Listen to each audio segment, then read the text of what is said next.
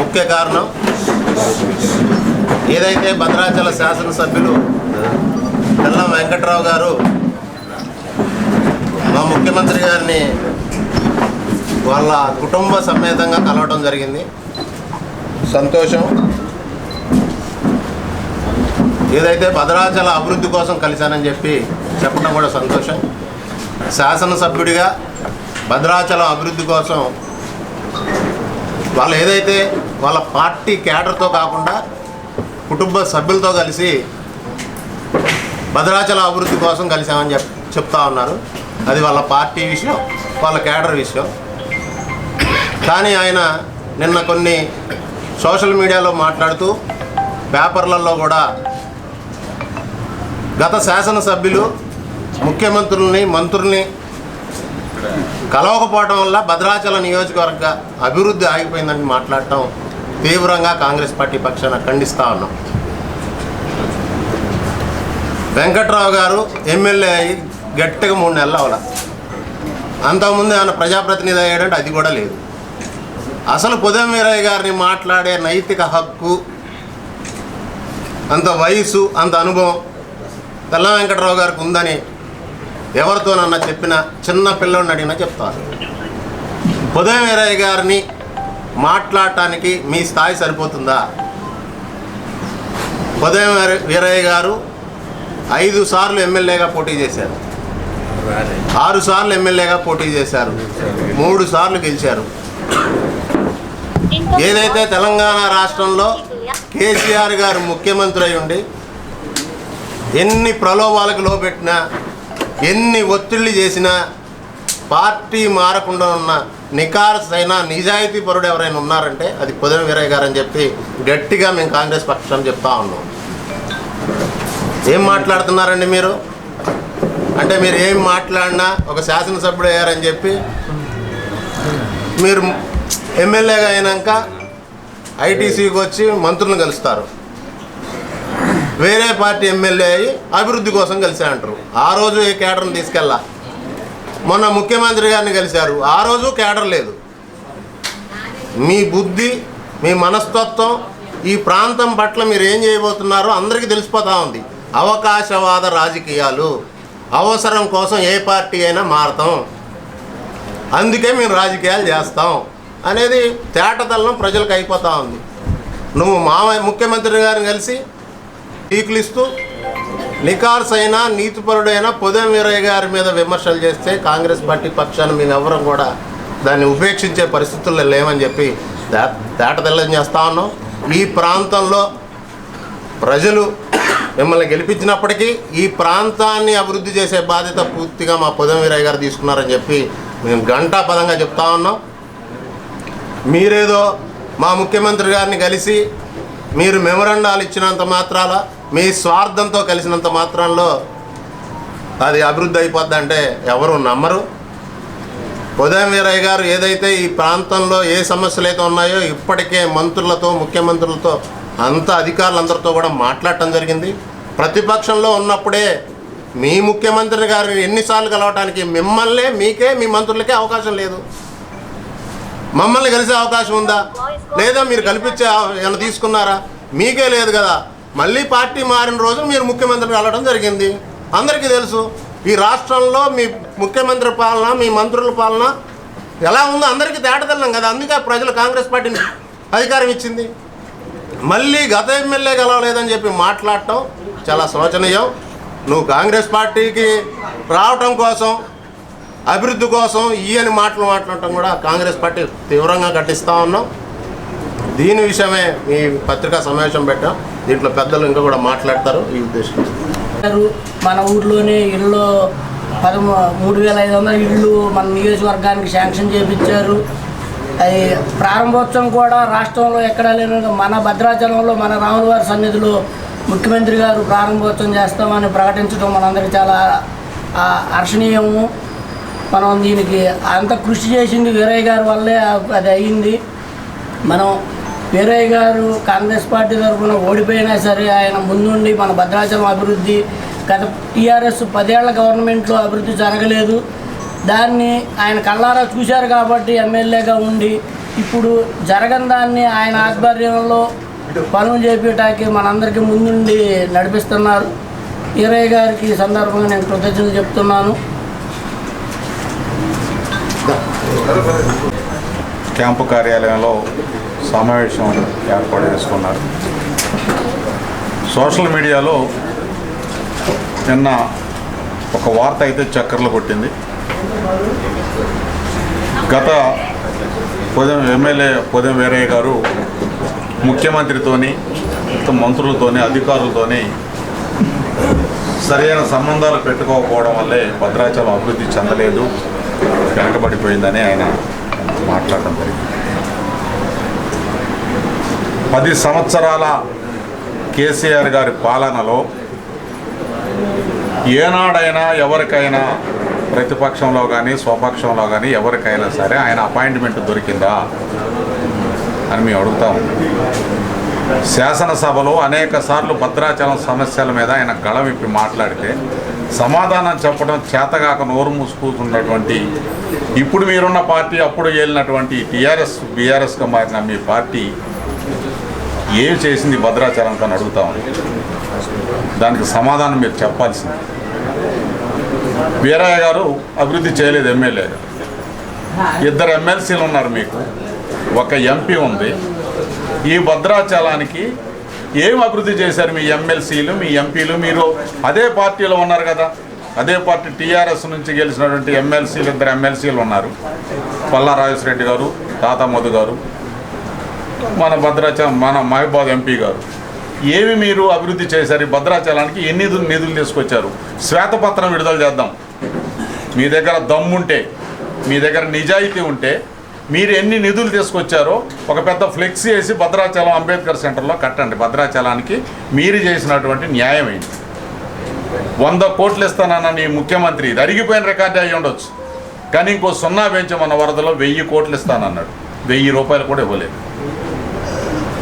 ఏమి దీని మీద మీరు అడగలేదా? అడగలేకపోయినా మీ ఎంపీలు ఏం చేశారు, మీ ఎమ్మెల్సీలు ఏం చేశారు? గడ్డి పీకారా ప్రగతి భవన్ ముందని అడుగుతా ఉన్నాం. ఇవాళ పెద్ద పెద్ద మాటలు చెప్తా ఉన్నారు కదా, మీరు అభివృద్ధి చేయడం కోసమే వస్తా ఉన్నాం. నిజమే, ప్రజాప్రభుత్వం ఏర్పడింది తెలంగాణలో. ఎవరైనా సరే వాళ్ళ సమస్యలు చెప్పుకోవడానికి సామాన్య ప్రజలు పోయి తమ సమస్యలు చెప్పుకుంటే మంత్రులు శ్రద్ధగా విని ఆ సమస్యలు పరిష్కారం చేసిన ఒక ప్రజాప్రభుత్వం వచ్చినప్పుడు నీ ఇలాంటి ఎమ్మెల్యేలు కలవటం తప్పులేదు. కలుస్తారు ఎమ్మెల్యే, నువ్వు ఎమ్మెల్యేగా ఇక్కడ గెలిచావు, జనం నీకు ఓట్లు వేశారని నిన్ను గెలిపించారు కాబట్టి నీ బాధ్యతగా నువ్వు వెళ్ళావు.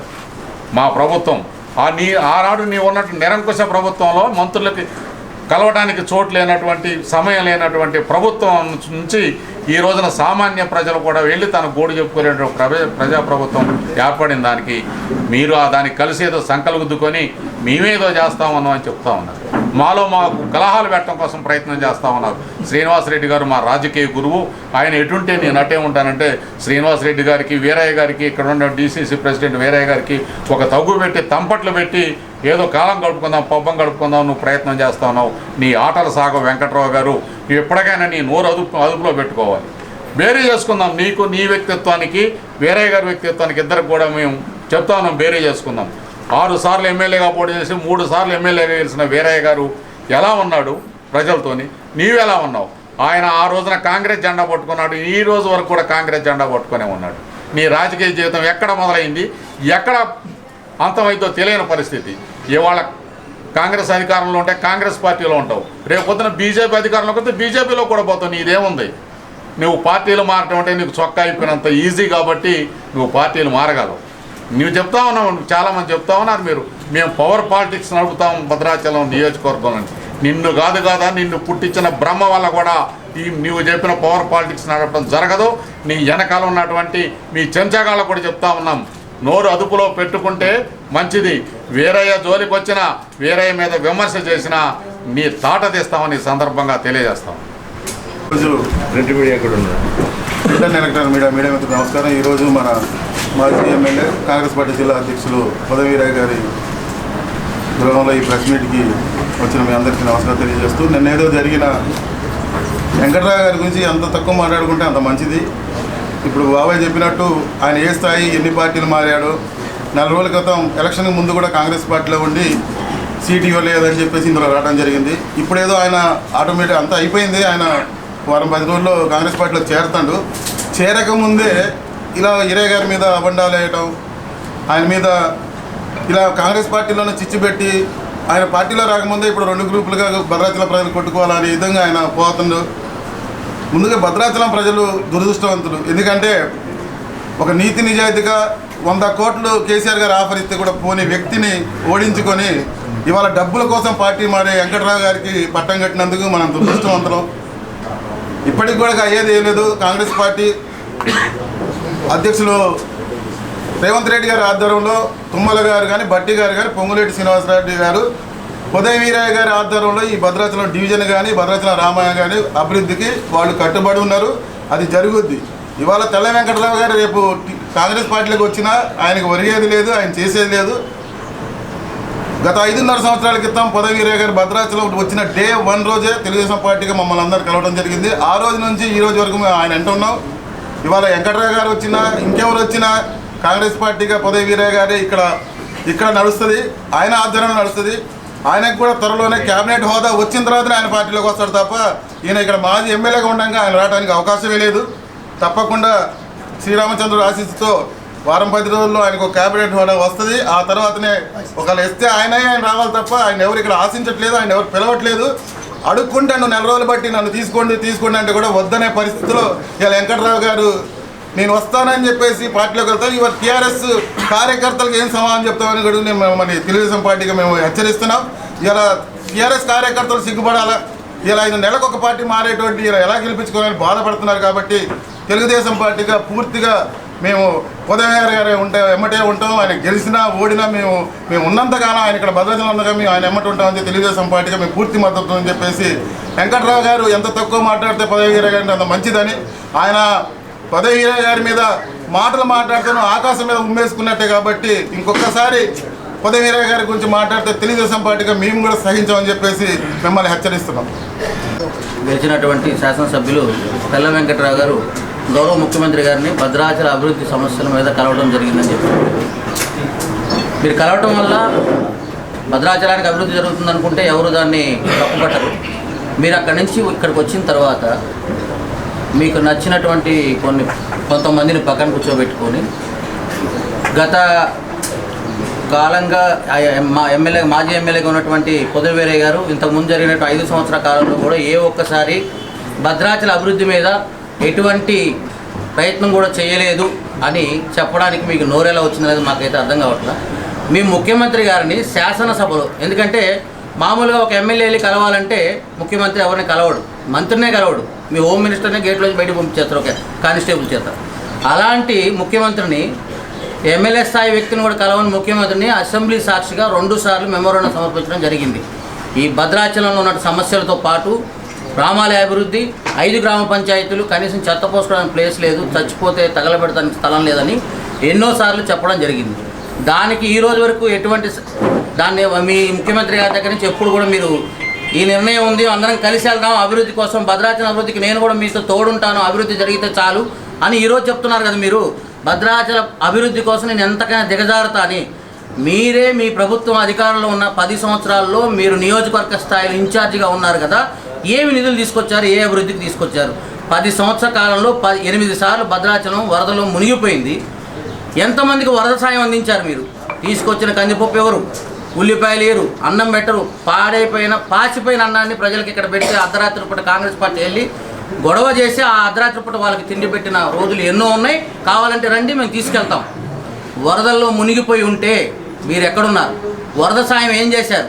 ఇళ్ళన్నీ మునిగిపోతే 7,000 నుంచి 8,000 మంది కుటుంబాలకు నిత్యావసర సరుకులు మొత్తం సమకూర్చి తీసుకెళ్ళి ఇచ్చినటువంటి ముఖ్యుడు ఉదయం వీరయ్య గారు. ఆయనను మీరు ఈ రకంగా నోటికొచ్చినట్టు మాట్లాడడం, ఈ కాంగ్రెస్ పార్టీ తరఫున ఏ కార్యకర్త చూస్తూ ఊరుకునే పరిస్థితుల్లో లేము. దయచేసి మీరు మాట్లాడే మాటని జాగ్రత్తగా అదుపులో పెట్టుకొని మాట్లాడండి. అభివృద్ధి కోసం ఎవరైనా ముందుకు వెళ్ళొచ్చు, మీరు వెళ్ళొచ్చు, మేము వెళ్ళొచ్చు, కానీ ఎదుటి వ్యక్తి మీద రాయేసేసి వాళ్ళ మీద బురద పూసి నేను మంచుకున్నాను మాత్రం మీరు ఆలోచిస్తే మాత్రం మీ తప్పు. కాబట్టి మీరు మాట్లాడే విషయాలకు కానీ, మీరు మాట్లాడే మాటలకు కానీ కాంగ్రెస్ పార్టీలో ఉన్న ప్రతి కార్యకర్త తీవ్రంగా ఖండిస్తున్నాం. ఉదయం వీరయ్య గారు జోలికి వస్తే మాత్రం నోరు మూసుకుని ఊరుకోవడానికి ఇక్కడ ఎవ్వరు కూడా సిద్ధంగా లేరని పత్రికాముఖంగా మీ అందరూ తెలియజేస్తున్నాం.